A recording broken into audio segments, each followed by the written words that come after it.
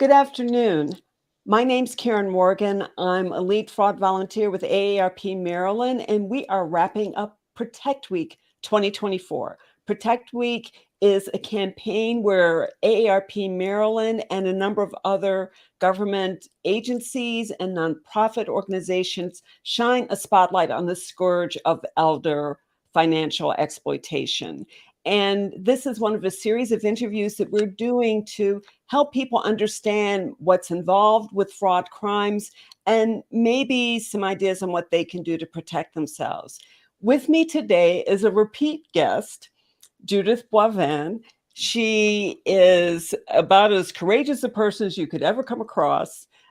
She was targeted by a scam last year and has had the courage to talk about this at our press conference and in an interview that we did last week about elder financial exploitation. But we wanted to bring out some more information about the scam that she endured and some of the complicated things that she was involved with in terms of trying to deal with this scam. So Judith, thank you so much for coming back to talk to us. We so appreciate it. And I'm not kidding when I say it takes courage, but you're helping so many people by bringing this information out.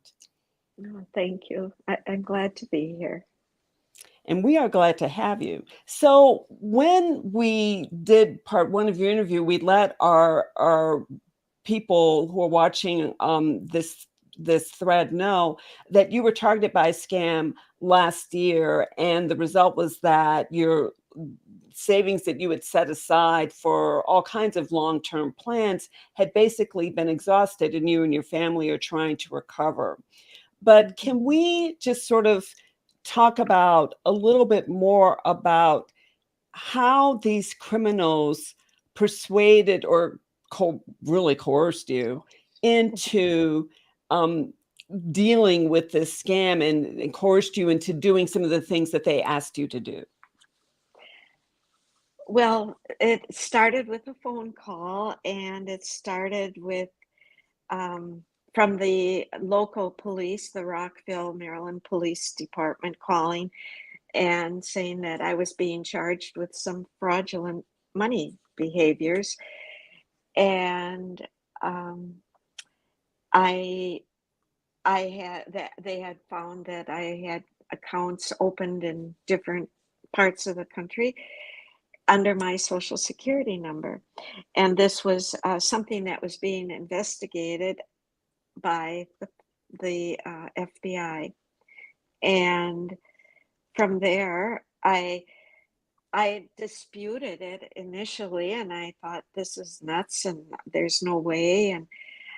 And the police department said, well, this is something that we'll have to transfer you over to FBI about.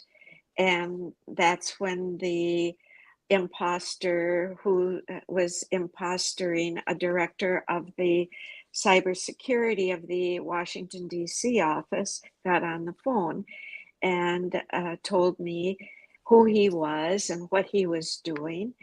And the phone number that came up on my phone, I checked it on the internet, and it was, in fact, Wayne A. Jacobs from the DC FBI office. So I thought, oh, okay. And then he proceeded to tell me that my social security number was being used for the trafficking of fentanyl and the money laundering. And after some conversation, would I be willing to be an asset for this case investigation? And would I be able to be non-disclosive about it because of the significance of the case? And that set the stage. Yeah. So let me, just to bring our audience up to date, when somebody from law enforcement asks a person to be an asset, basically that means that they want that person to assist in the investigation, which is a very difficult thing for somebody who's not trained in law enforcement to do. Right. Exactly. And I was when I was on with the scammer, I wondered, I said, why? What do you, what do you think I can do or what? And then he said, we've read your background and everything, and we know what you've got. And he went through and listed the fact that I'd had out of country experiences, that I had done a lot of, well, good work, so to speak. I had been with Mhm. Doctors Without Borders. I had been in Mexico. I'd been in Belize, and with MSF, I was actually over in the former Soviet Union of Sukhumi. Now, In what is it, MSF, Judith? Doctors Without Oh, that Borders. is Doctors Without Borders. Yeah. Okay. Anyhow, so they said, well, yes. The individual said yes, um, and you can um, if you can help us with this, we can make some inroads, because it's been an investigation that's been open for some time. And then in that very first conversation, he said, I would be contacting you twice a day, in morning and the evening, and I would be sure to keep a watch on you, and you would be letting me know where you are and what you're doing. And I don't know, making it sound very official. And But I Judith, guess, this is so scary that this person is like, we'll be watching you. And well, it is, because it was like, during the course of the scam from the end of September until the middle of December, um, I did go in October to New York to visit my granddaughter who was there. And he wanted to make sure, he said, well, I'll have our team knowing, and he wanted to know the address of where I was staying and everything. oh, And I guess I was totally unsuspecting. I had I had never heard about a scam like this. And when the bank in Wisconsin, where I had all my money, asked what I was doing and where the destination of this was, I said, well, I'm just going to put it in banks in Maryland. but Well, they anyhow, told you what to say to banks too, in case you were he questioned. he, he wanted but the disclosure for the release of the bank, the money, was very, very challenging and frustrating. But each day he would talk to me about, well, say this or do this, tell them this. And then they created a story, a cover story, that I was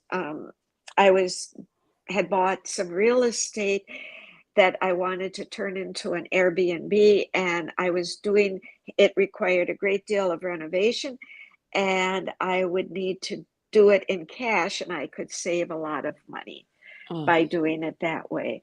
And the money that I was going to be extracting had to be in cash. And he directed me to 4 different banks to open up accounts, which I only cost $25 to open a checking account, which I did. And at first I just did 2 banks, and then it was 3, and then it was 4. And each of these banks had other branches. And but Judith, the other thing that's so critical too is that he's telling you to do this to keep your money safe. yes, because, well, he's telling me to transfer it so that I'm going to be able to withdraw it, and that what's going to happen is I will be turning over the money in bundles to his team at a place where, there was a coordination, coordinates were sent to me. And this was like 5 or 6 weeks after the scam started, because it took me a while to get the money from my original financial institution into these 4 different banks. And I couldn't put it all at one. I had to put it at different ones, because then the withdrawals were going to be more possible to get in cash. But even that was really ridiculous. Oh my Um, goodness. I That mean, and I had to tell this story all the time, and I knew it was a lie. And how did they actually have you transferring the money, Judith? That's also just Well, amazing. the money was released from the financial institution to a bank, one of the banks, Hmm. and in different amounts. Especially it was to the TD and to Chase. And then I had to do an annuity on my own, and that had to go to another account at a third bank. And then over the course of the weeks, I was directed to get, say, $20,000 and then in cash, and then I'd have to bundle it into a package and put a case number and a vault number on it, because I was told the money would be securely placed in the vault at the courthouse, and it was going to be used as evidence at a trial that I would have once we had emptied all of the money off my Social Security number.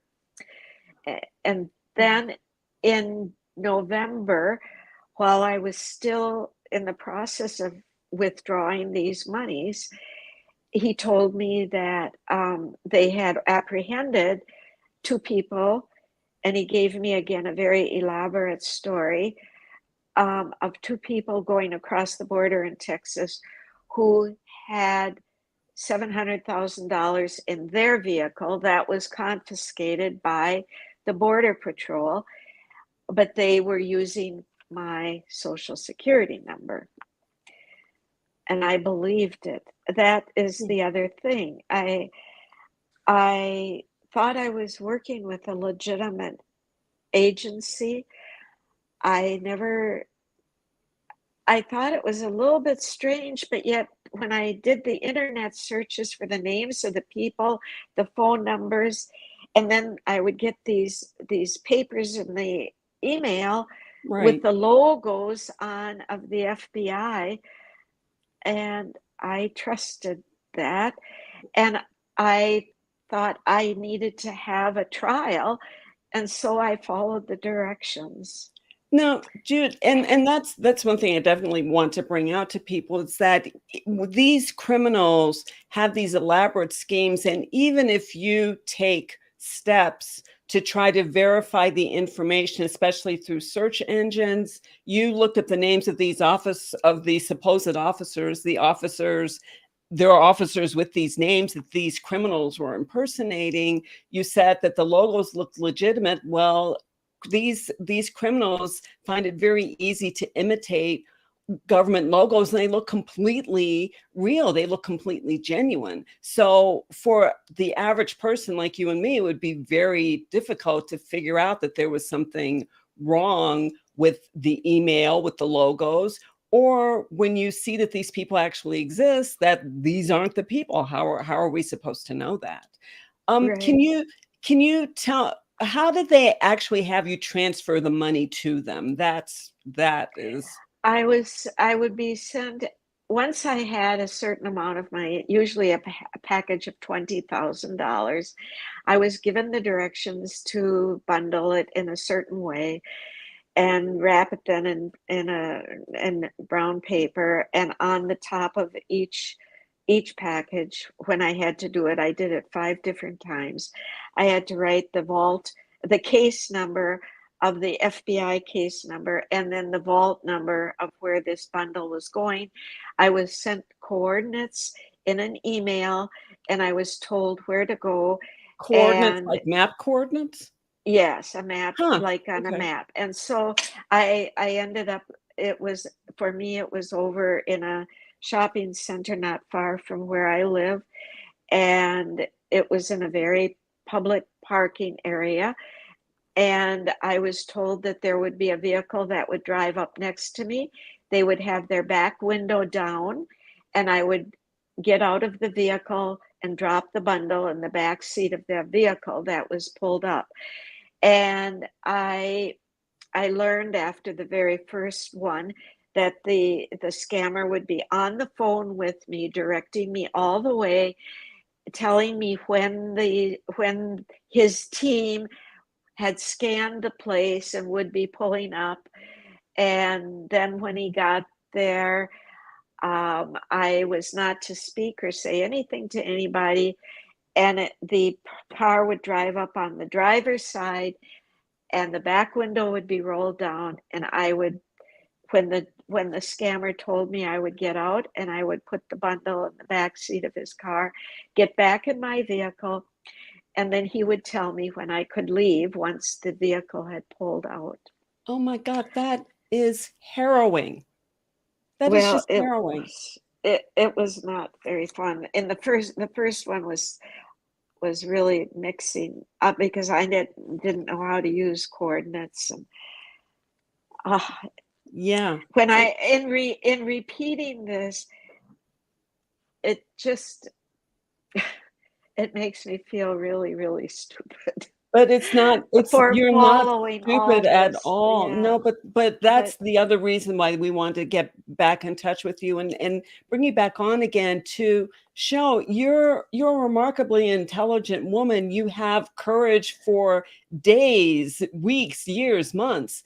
That's not the issue. The issue is that they contacted you and they made an emotional connection to you. They incited fear, panic, because if you think that your social security number is being used in some sort of drug buy, your first reaction is going to be, oh my goodness, what can I do to rectify this situation? I'll do anything that you ask me to do, particularly if you think because they're doing everything to show this, that you're actually talking with law enforcement. Of course, you're going to trust what you hear. And they said they would keep your money safe.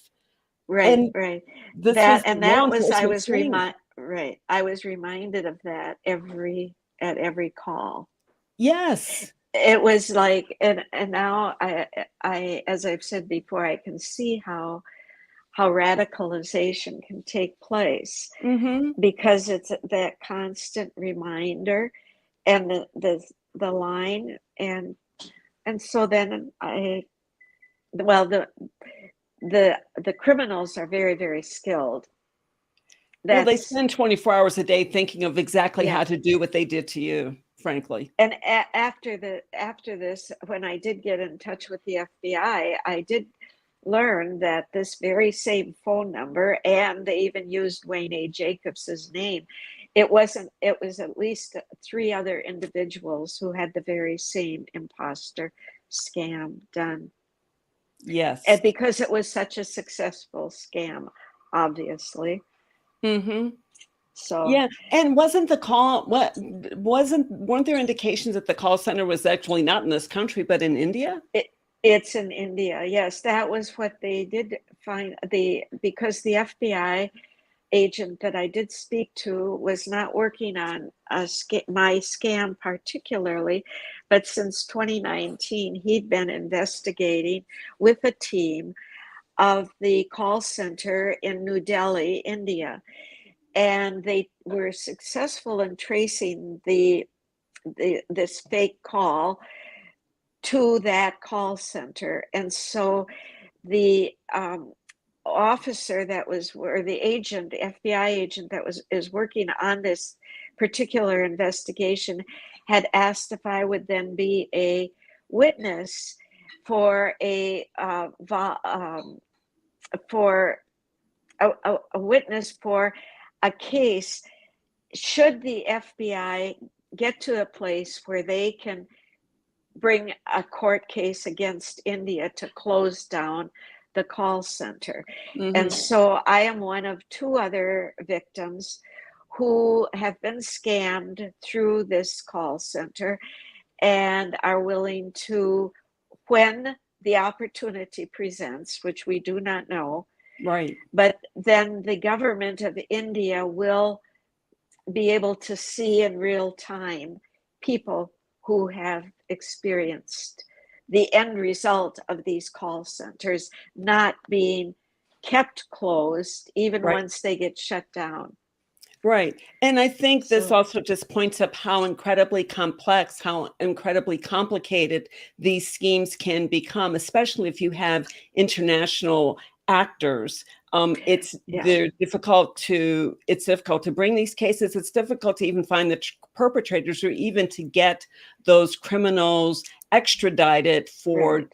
to U.S. jurisdiction. Right. Right. Now, one thing that you mentioned to me was that you thought there were some common threads regarding the scams. Can we talk about that for a quick second? Well, as I was reflecting on my own scam, and also through the experience that I've had through the AARP's network fraud support groups, which have been extraordinarily valuable, I'm sensing that even though we have a lot of different names for these scams, romantic scams, the cyber bio, Bitcoin, cybersecurity, all this, and the imposter, um, there are some threads that I kind of felt were quite common with all Mm-hmm. of us. And first of all, we have all been very expertly manipulated by the professional criminals. Mm-hmm. They're very, very well trained in whatever role they're taking on to manipulate us. And then I'm sure all of us trust the individual that is scamming us, whether Mm-hmm. it be in a romance scam or an imposter A of law an enforcement agent, scam. a law enforcement, where there's some authority that we've grown up to trust. Mm-hmm. And then the other thing is that with that comes either you're very trusting of it, or there's been a lot of fear instilled that also keeps us on the line, so to speak.